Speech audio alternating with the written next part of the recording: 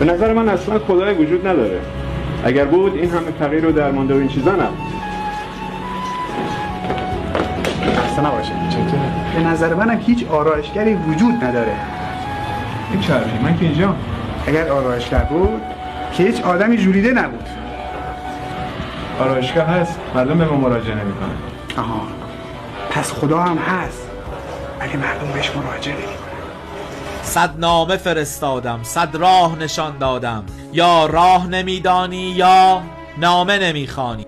مگه میشه خداوند تو رو رها کنه؟ کسی که درستش کرده. تو یه قطره خون بودی، گوش کن، یه قطره خون بودی عزیزم، یه لخته خون بودی، تبدیلت کرده به میلیاردها سلول این شکلی. به چشم داده، گوش داده، عقل داده، هوش داده، زبان داده. مگه میشه الان ولت کرده باشه؟ مگه مریضه؟ این پارانویای دست جمعی بشره که فکر میکنن خدای هیچ برنامه‌ای نداشته. همین الان که تو بدترین شرایط هستی، تو چنگال خداوندی. من بهتون قول میدم راه شما رو پیدا میکنه.